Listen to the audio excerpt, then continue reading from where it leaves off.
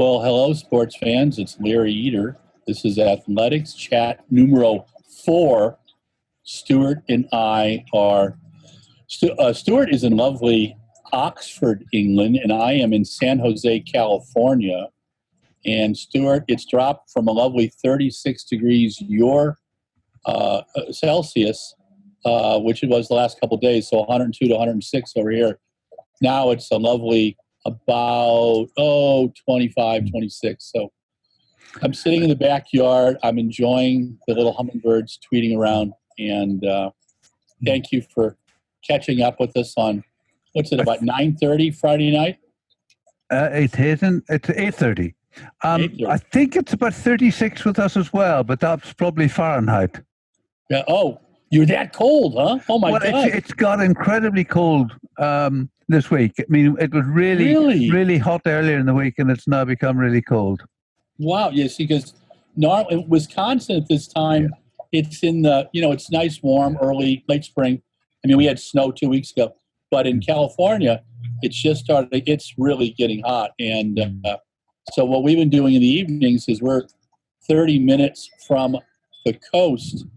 So we literally can drive over the coast because there's no traffic. And we're just going into one other county. And we put the windows down for a half hour, and then we drive back. And so we can feel cool temperatures. But I'm going to behave today and get some work done. And we have a lovely list of topics. I'm going to start something that I didn't even put down there. What were you hearing in the UK about the Black Lives Matter protests? Was that covered in the UK? Did you hear about the protest in the US? Oh yes, I mean that's a major news story, and in fact there have been protests in several cities of the UK as well, and of course, track and field athletics in the UK is a predominantly a black sport. And so quite a lot of our athletes have been quite vociferous. And British athletics have posted a picture of our medal-winning sprint relay teams, which are, of course, all black. Cool. Yeah, the USATF has been... They did something cool the other day. Max Siegel, the CEO, interceded on... there's a hammer thrower, Gwen Berry, who's quite good over here. And Gwen raised her fist when she won a medal at Pan Am Games. And the Pan Am folks in the USOC put her on suspension for 12 months. I thought that Avery Brundage had run back from the dead, Brundage was the USOC guy here who chastised Jesse Owens, and he also, in 1968, chastised Tommy Smith Tommy Smith and John Carlos. And so Max Siegel has interceded for Gwen, and the USOC and her are going to have a conversation. I just found that amazingly frightening that the USOC thinks they can still do these kind of things, and claiming that sports and politics don't mix. It's mixed since the beginning of time. Well, people here were tweeting, is it really 50 years since the Mexico 68 protest, and we've made no progress on the issue at all? No, especially, it's I find the talk from the IOC about change is one thing. The actions are another. And that same inability to communicate in a way that normal people understand, which apparently is the problem with most bureaucracies, is still an issue with the IOC and the USOC. The way the Tokyo 2020 to 2021 thing's been handled, the only thing they've done well is that Thomas Bach and the LOC have said, look, it's not going to happen in 2021. It's not going to happen. And my son has been updating me on Paris 2024, and my French news sources are all saying that, hey, there's a significant movement about, are we even going to do Paris 2024? And so I mean, that cloud is all hanging over us right now until we figure out what's going to go on with COVID-19. And I guess the numbers in the UK have been a little better, and they've calmed down a bit here. But we're finally starting to do a little more testing, but still not enough in the US. Yeah. Well, we've hit 40,000 deaths, and the government originally said we should be aiming to keep it under 20. Well, our kind president over here told us that he had it under control, and then I think it went to, he thought 60 or 70,000, and then he said he wanted to keep it under 120, and now it's 105. But it's I'm hoping the kids who protested, I don't wish anybody to get COVID, and I'm hoping that they don't get it. What's been happening over here, where I'm at in San Jose, we're under a curfew, and it begins at 8:30 at night and goes till 5 in the morning, and that's because there have been groups, and I'm not sure from my news sources that it's all the same kids who are doing the Black Lives Matter protest. I think it's other groups, and they've been looting. And so San Francisco, San Jose, so San Francisco is about 600,000 people. San Jose is about 970,000, so it's the biggest in this area. And about 7 other towns, cities, have all put curfews down, and they're enforcing them. And my brother's a couple blocks from the downtown, and he said, yeah, they're pretty serious about it. So it's another part of the surreal world, my friend, that we're living in right now. But so how was any comments that from some of the British athletes that you thought were that were memorable about Black Lives Matter?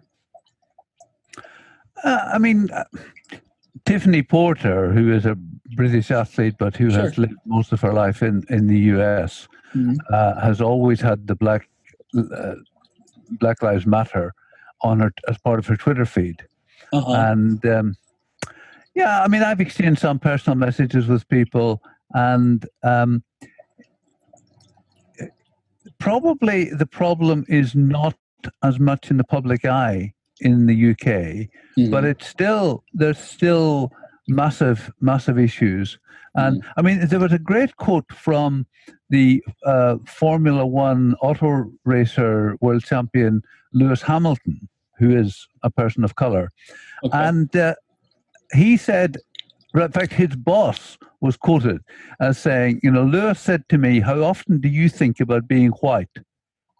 And the person replied, I never think about being white. And Lewis said to me, well, you ought to start thinking about it every day. Then you'll understand how we feel. Wow. No, that's a great comment. I mean, some of the athletes over here have made very thoughtful comments. What's sad is the number. I mean, I put up Black Lives Should Always Matter on our sites, and in each case, I got some pretty tacky notes back. And I'm all for people having different opinions. I'm about discussion, and that's how we learn, I believe.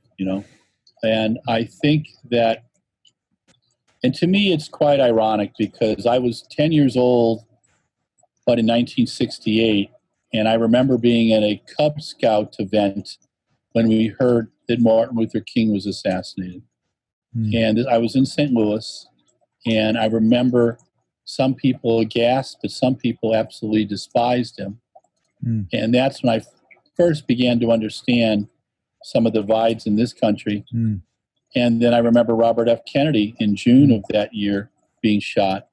And it was, I understand what the kids are feeling now. They're a sense of what is going on in our world, because that's what we were feeling back then, Yeah. And I think that there's been very little change, especially in this country. You know, the police brutality and the militarization of the police has been a big issue over here. And I have cops in my family, my grandpa and my uncle, and spent a lot of time around them. And I know there's good men and women out there who do it, but I also understand that how the pressure can get, and I'm not sure there's systems in place there's certain cities over here that police officers are actually joining in to protest with the protesters. Yeah, we've seen that. Which, you know, was really amazing to me, but that's the way it should be. Yes. And the whole thing with people looting, I don't understand that, but I am also really believe in my heart that it's not the same people that are doing the protests. Yeah. And I think that's a big difference. And over here, as in the UK, well, my readers with my coaching magazines and my print magazines, it was about 40% African American and 12% Latino. And I always liked that because I thought for most white kids, the first chance they got to hang out, and especially in big cities with African American kids and other kids of color, was on the track team. And what's ironic is that Brown University announced this week. So Brown's a very famous school on the East Coast. They have a $4.2 billion endowment. The highest number of ethnic minority kids on a team at Brown is men's track and field. In fact, there are more African American young men on the men's track and field team and cross country team than there are on 6 of the varsity sports together. And the university said, and I quote, to encourage diversity and to encourage competitiveness, they took 11 of their 39 varsity sports and turned them into clubs, including men's track and field. And so a young man from the school tweeted out, he's a white kid from a white neighborhood, went to a white grade school, white high school. The first time he got to hang out with African American kids was on his college track team. And what's going to happen to kids after that? And that's the lesson. I mean, you know, Sam Adams, who was a longtime coach at UCSB, was this towering guy, was a big decathlete fan, told me one time, bellowed at me, goes, Larry, coaches are educators first. And I always thought the lessons that I was teaching my kids coaching were more important than teaching them how to throw the javelin or the shot, you know, those life lessons. And that's one of the things that our sport does, you know. And Seb Coe did some nice things this week about trying to support the Black Lives Matter movement, and I respect that. And I think I saw a couple things that British Athletics did. I'd like to see USATF do more, but I'm really happy that Max Siegel went out of his way to help Gwen Berry. I just think that's a good thing. And that wasn't even on our list of things to talk about today, Stuart. Sorry about that.